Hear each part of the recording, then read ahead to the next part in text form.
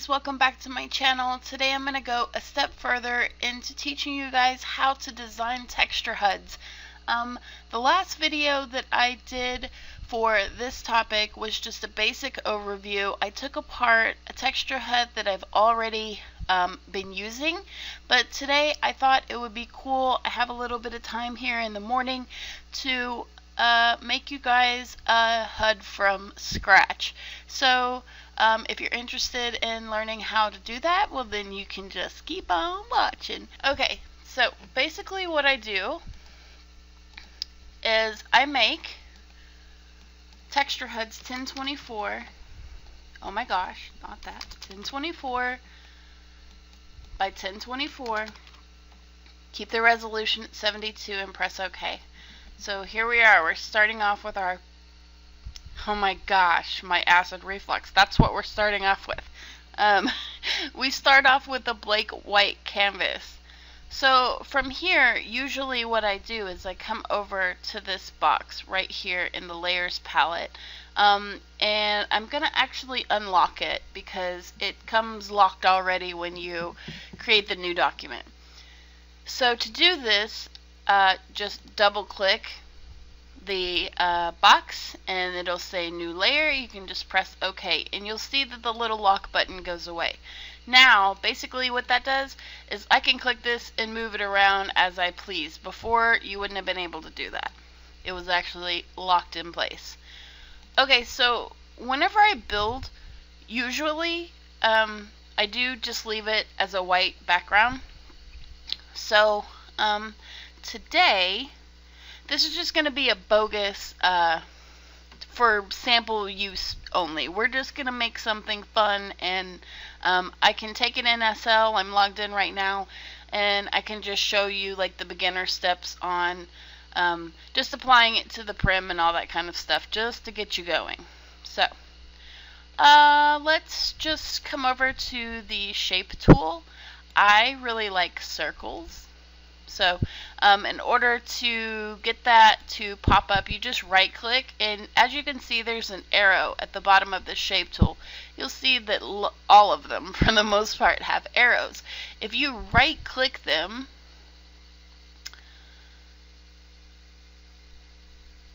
come on, I have lots of fonts, that's why it's taking that a second to load. But if you right click on all of them, it will open the menu and show you all the different things that are hidden inside. Okay, but for this we just want the ellipse tool, so I have that clicked. Okay, we're going to change the foreground color. We're just going to change it black for right now. You can leave the background color black, it doesn't really matter. Okay, so what I'm going to do basically is I'm just going to make a circle on the screen. I'm going to hold down Shift and I'm going to click and drag to the bottom right. And as you can see, it's creating a circle outline on my screen. So I'm going to make it about like there and just let go of everything. Come up here to my, I think this is a move tool.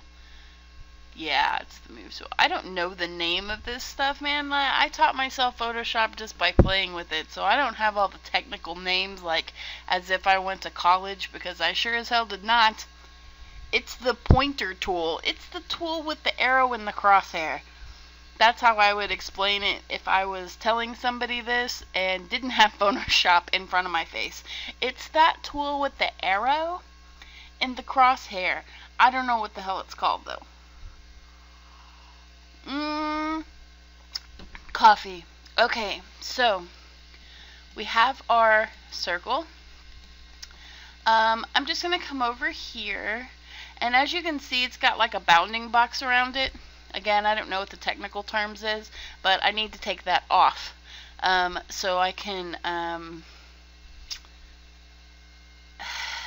not exactly sure how to explain, but I need to take it off. So basically, just to take that little bounding box off, you're going to right click and do rasterize.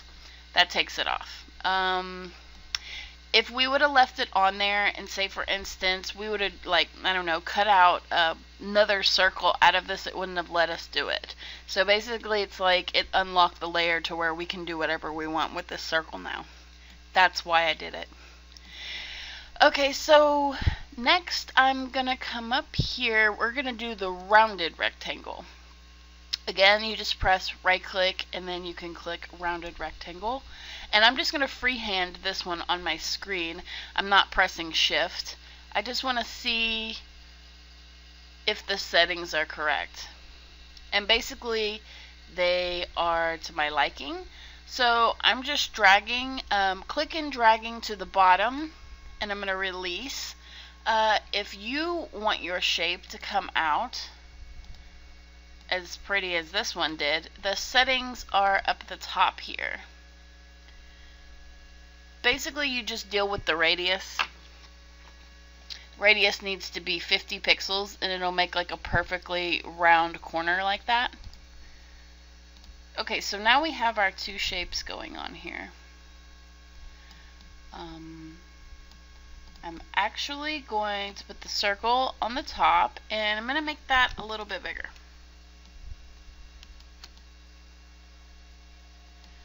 About like right there. Again, if you guys don't know how to put the smart guides on, I'm trying to get it to activate. Let's activate. No. Okay, well, you see when I'm moving stuff around, there we go, and we've got a pink line in the middle. Those are smart guides. To activate those, you basically go to view, show, and make sure smart guides is selected. And for the most part, that'll make it snap in place. Like, if you're used to having snap turned on in Second Life, where when you move something, it'll snap to the grid. Same thing that's going on here. It actually aligns it, tells you when it's aligned in various different places. So, I'm just going to leave mine about right there. Okay, so from here, I would usually start to put some kind of style on this stuff just so I can see it separated. So in order to do that, I'm just going to right click on the circle layer and I'm going to go to blending options. Now, this is where fun starts. Basically, I don't so much deal with all of this because I've got about 500,000 of these. You guys can download different styles from the internet. If you type in free Photoshop styles, you will have magic rained upon your soul. A good place to look for free resources is definitely DeviantArt. I'll put the link for that in the description box. And that's where a lot of these came from, was the DeviantArt community. I've purchased style packs before in the past. They're never really expensive, $5 or $10. It's just a person just like you and me who has made something cool and they put it up in a zip, so they're never really terribly expensive. You could probably even find packs for less than $5 if you looked real hard. Or you can just download free ones and then modify them to your liking.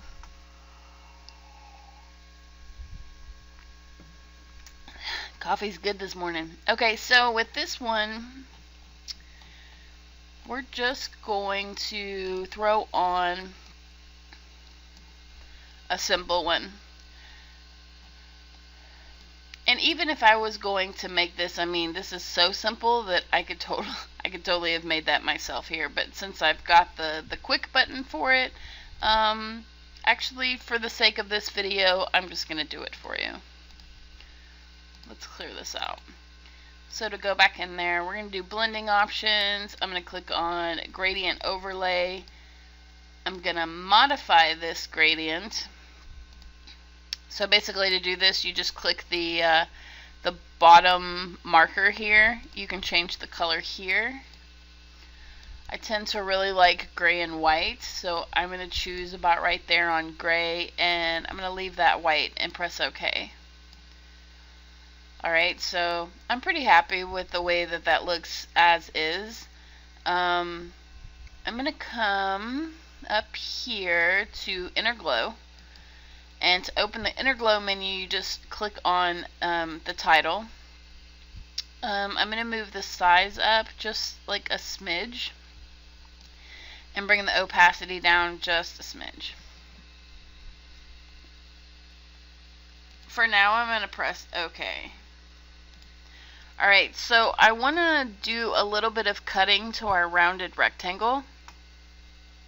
So again, I need to right click on that and rasterize it to get the bounding box off of it. And I want to actually cut a space, to have like an alpha space in between the circle and the rounded rectangle. So to do this, pretty simple. I'm going to put my cursor over the circle layer, and I'm going to press Control and click.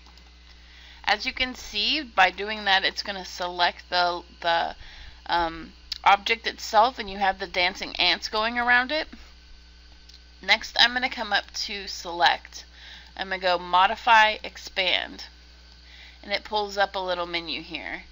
20 seems to be okay, but for example purposes, I'm just going to set it to 15 and press OK. Actually, 15 is perfect. So basically, the selection right here, I want to delete this part and leave this part. So in order to do that, I'm going to make sure that my rounded rectangle is selected, and I'm very simply going to press delete. So as you can see now, take the dancing ants off. Let's take our layer style off, and now you can see that this has actually been cut. See? Okay, so that's what I wanted. That's the effect that I wanted. I'm actually going to just draw this in just a little bit closer. Okay, so now we've got the effect back on it. I'm actually going to apply the same effect to the rounded rectangle. And to do this, it's very easy. You can just right click and do Copy Layer Style, and then select your rounded rectangle and do Paste Layer Style. Now they both have the same layer style, and they're starting to look uniform.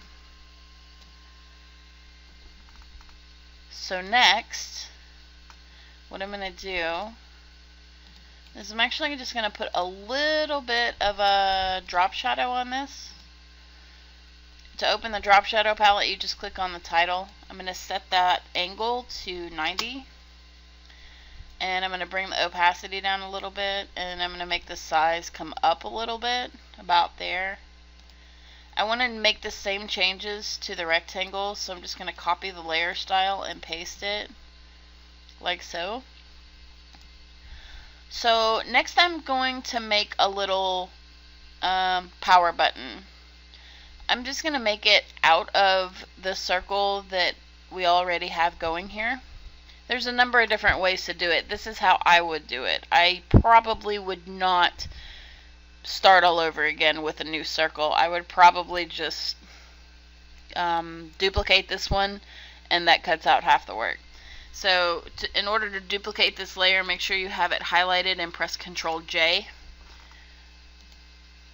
Again, if you guys are on a Mac, I don't know anything about Macs. I have worked on a Mac like once in my entire life. I'm pretty sure that Mac users know the controls that work for them in Photoshop, but I have no idea what those are, so you're on your own.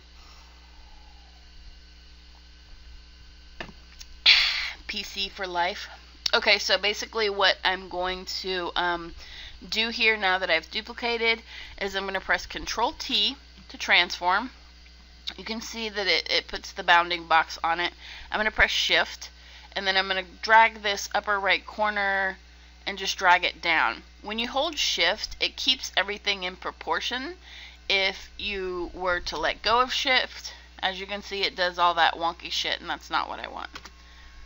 So I'm going to Control T, grab a corner, press Shift, and go down. Make it a size that I'm comfortable with for a power button. Now, if you guys are using the Bosch texture HUD scripts in World, You can make a power button if you have the ultimate package. I don't remember, honestly, if there's a lower package that allows you to do a power button or not, but definitely the ultimate one. I know it's kind of expensive if you're a newer creator, but honest to God, like, it is a lifesaver. It's an investment.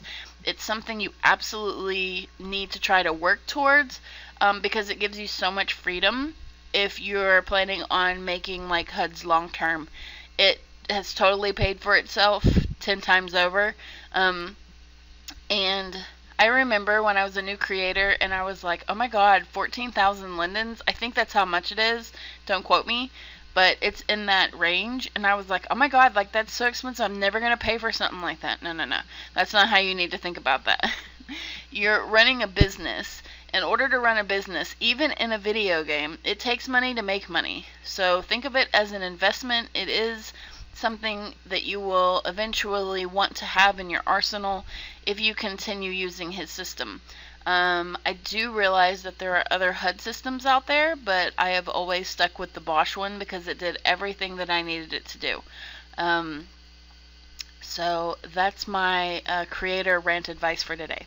So basically, I don't think, I'm going to look before I say this, but I don't think I have a power button shape inside my very long downloaded shape folder.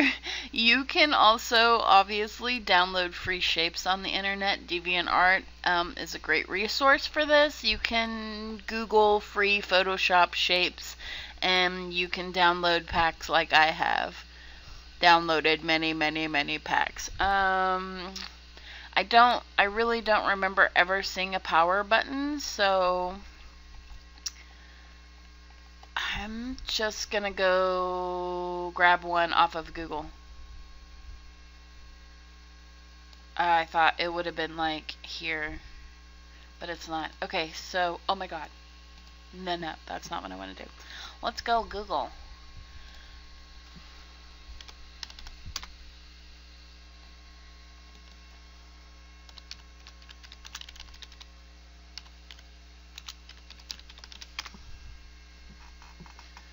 Okay, here we go. We're going to go to images.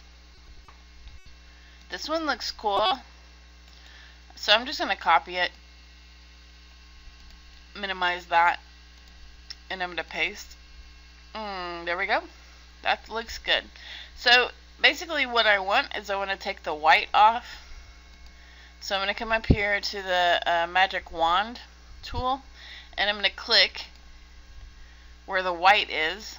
So it selects only the white. Make sure when you do this that your tolerance is set up to 100. Anti-alias is checked, continuous is checked, point sample, and make sure that these boxes up here, whatever the heck they mean, make sure the second one is selected. It says add to selection, whatever this crop is up here. Basically I'm just going to press delete, maybe, delete, no? You don't want to delete? No? Okay. Control X. Nope, you don't want to do that either. What the fuck is going on? Oh, I was clicked up here. So make sure that you have your actual image selected and then you just press delete and it'll go away. In order to get the dancing ants off, I just come up here to the selection tool and hit it and it takes everything off. Okay, so I'm going to keep the bounding box on this. As you can see, it is smart object thumbnail is active, but I want to make this smaller, so I'm going to do Control T, press Shift. I'm going to drag this up till it's about a size that'll fit inside my power button that I made. This looks too big. There we go. That looks about right. So I'm going to actually view this at actual size. That looks good. I'm going to rasterize the layer and I'm going to paste the layer style. Don't like that. So we're going to change that a bit. I don't like the drop shadow, so I'm going to change the size of the drop shadow. the distance, and gonna make it like a little bit darker. And we're also gonna change the color to pink, a shade of pink, a shade of pink. And I'm gonna take the inner shadow off actually, and we're gonna try this pink again.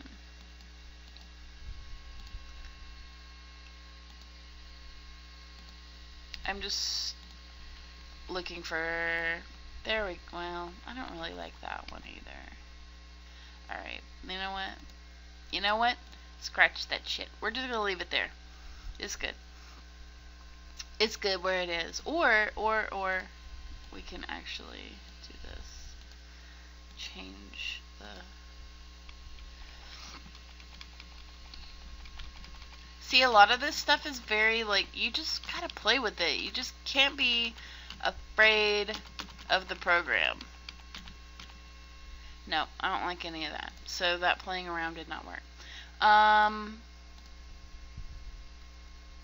Okay, I'm happy for example purposes. That's fine right now because I'm not going to use this. Alright, so next, let's get some swatches in here. If I can find my folders.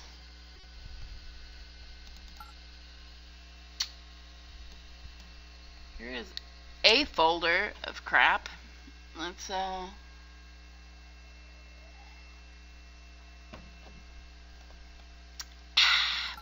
find a folder of crap.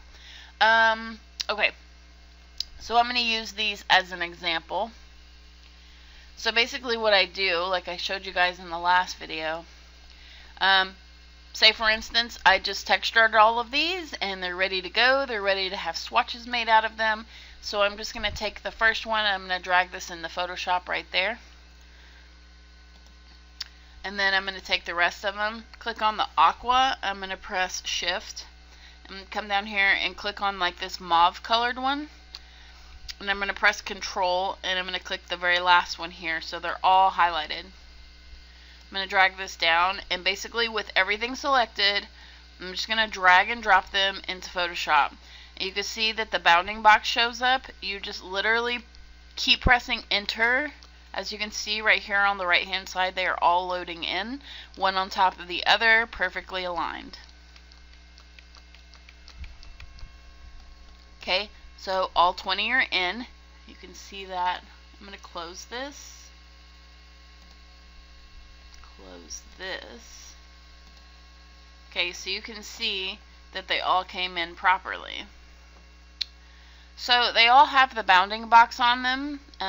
So what we want to do is make swatches. We want to crop them so that bounding box for the smart object cannot be on there. So I'm going to select the layer at the top. I'm going to scroll down to the, scroll down to the bottom. We have to deal with the very first layer. We have to double click and just say OK to new layer. So then we can click on the second layer, scroll up, press shift, and click the top layer to select everything in between. We're going to do right click, rasterize. That releases every single one of these layers to where we can cut it, we can modify it, we can do whatever we want to the actual layer. Excusez-moi. Okay, so basically I want to make a swatch, so I'm going to come up here to my crop tool. You can see whenever you click that, you have your bounding box around it, and I'm just going to hold down shift, click a portion of my document, and click and drag down till I'm happy with how the swatch would look, and I'm just going to release. As you can see, it like did a little like smaller picture of your bigger picture. It just took a swatch of your selection. If you press enter, it actually cuts the document. So we can click any one of these and it actually cut the picture into the box shape that we needed. That's how I make the swatches. So basically I want to take all of these swatches and put them, we're going to arrange them in this section right here. So I'm going to drag this out, click and drag it out. I'm going to click the very top layer, and I'm going to press shift and click the very bottom layer to make sure I have everything selected. And I'm just going to click in the middle and drag and drop. Okay, so we can minimize this. So as you can see on the layer palette, all of my swatches are still selected. So I'm going to press Control T, I'm going to hold down Shift, and I'm going to drag this up till it gets to a size that I am happy with. About there is probably good for the size HUD that we're doing. I'm going to just press Enter, and then I just need to go in and arrange these, and it's pretty simple how I do it. So I have everything still selected. I just scroll down to the very first layer. I get, all of them are selected. I'm trying to explain this, and I'm sorry if it sounds dumb. I'm not trying to explain it so specifically, but people ask all the time. So if you know what to do, just do what you want to do. But I have to explain this for the people that are very new at Photoshop. So basically, I have all the swatches selected. I'm gonna place the first one where I think it should go. And again, we can adjust this later. It's just a guess at this point. It might work out right there and it might not. So we have 20 swatches total. I want to try to fit 5 swatches on each row. So it'll have five swatches going across 4 rows. That's what I'm going to try to do. So from here, I press Control and I click on the very first layer. That deselects the layer. I press Shift, drag to the right. Actually, I usually drag to the very end like that, make sure it's aligned. With everything still selected, oh my gosh, I'm burping. I'm so sorry.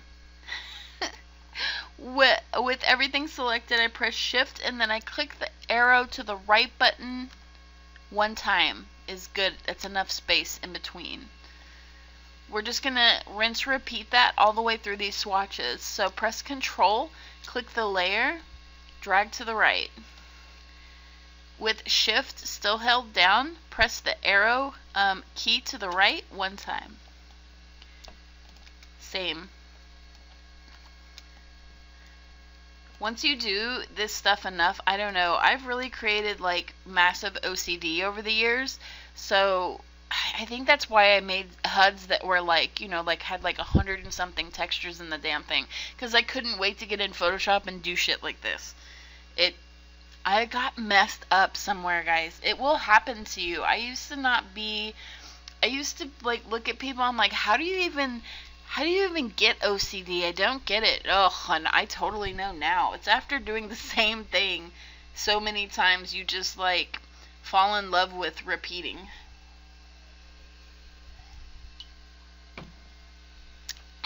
So, as you can see, that the 5 is not going to fit. So we will have to adjust these, but I'm going to keep going. Listen.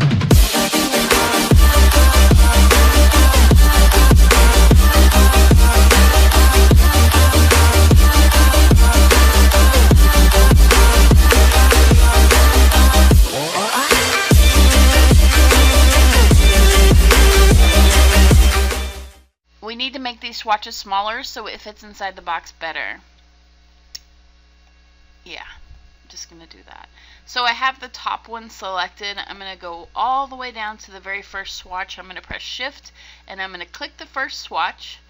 I'm pretty happy with the way this is right now as far as the layout. So I'm going to go ahead and make this whole selection 1 layer. And with everything selected, all you have to do is press Control E, as in Ernie, or elephant. Elephant's probably better than Ernie. And then I'm just going to press Control T, hold down Shift, take a corner and drag down, and just fit it perfectly inside your display area. So from here I'm just going to press enter, and all the swatches are loaded.